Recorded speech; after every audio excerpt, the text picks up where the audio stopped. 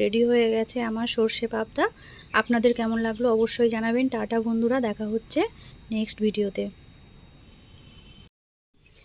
নমস্কার বন্ধুরা, প্রিয়াঙ্কার রান্নাঘরে সবাইকে স্বাগত। আমি আজকে এখানে 6 পিস পাবদা মাছ নিয়েছি, কেটে ধুয়ে পরিষ্কার করে নিয়েছি। আজকে পাবদা মাছের একটি রেসিপি করব, সর্ষে পাবদা। এখানে আমি মশলার জন্য একটা টমেটো কুচি করে নিয়েছি, 5-6টা কাঁচা লঙ্কা নিয়েছি, অল্প একটু আদা কুচি করে নিয়েছি, 2 চামচ পোস্ত নিয়েছি, আর এখানে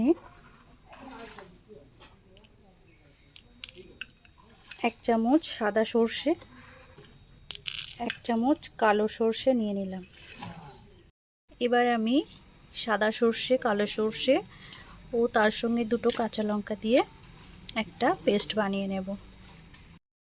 এখানে এই পোস্ত আছে, এটাও একটা পেস্ট বানাবো, টমেটোটাও একটা পেস্ট করে নেব। এবার আমি মাছের মধ্যে 1 চামচ লবণ, 1 চামচ হলুদ,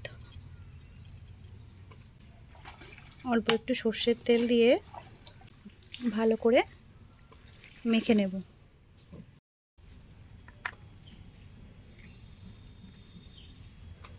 নুন হলুদ মাখানো হয়ে গেছে, এখন আমি মাছগুলো ভেজে নেব। কড়াইতে তেল গরম হয়ে গেছে, এখন আমি মাছগুলো একে একে দিয়ে দেবো ভাজার জন্য।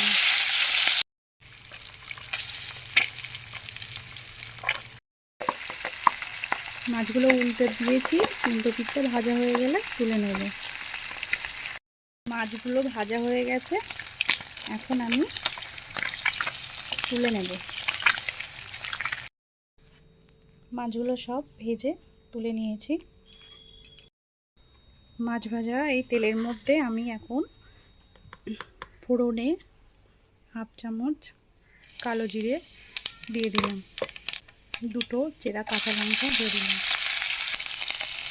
কিছু করে রাখা আদা কুচি দিয়ে দিলাম।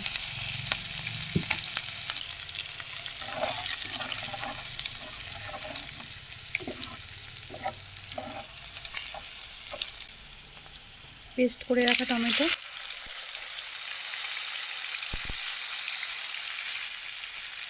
দিয়ে দিলাম, 1 চামচ লবণ দিয়ে দিলাম, 1 চামচ লঙ্কা গুঁড়ো দিয়ে এটা ভালো করে মিশিয়ে নেব। 1/2 চামচ চিনি দিয়ে দিলাম। চিনিটা অপশনাল, দেওয়াও যেতে পারে, না দিতেও পারেন।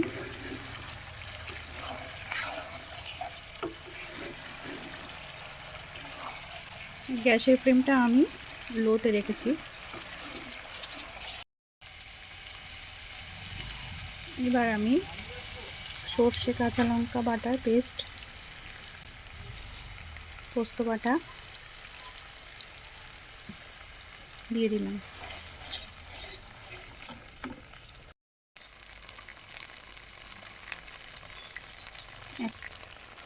এক চামচ হলুদ গুঁড়ো দিয়ে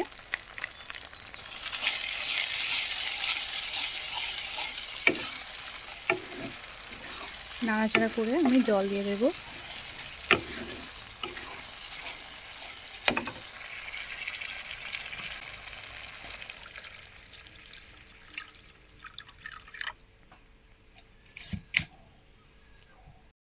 ঢাকা দিয়ে দেব, ঝোলটা ফুটে উঠলে নামিয়ে নেব।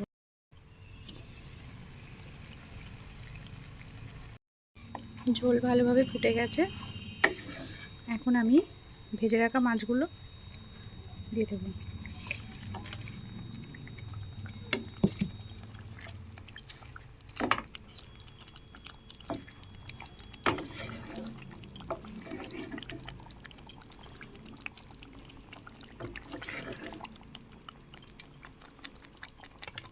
দিয়ে 2 মিনিট ফুটিয়ে নামিয়ে নেব। জল ফুটছে, এর মধ্যে আমি চিড়ে রাখা কাঁচা লঙ্কা দিয়ে দিলাম, আর উপর থেকে একটু কাঁচা সর্ষের তেল দিয়ে দিলাম। এবার আমি গ্যাসের ফ্লেম অফ করে দিয়ে 10 মিনিট ঢাকা দিয়ে রেখে দেবো।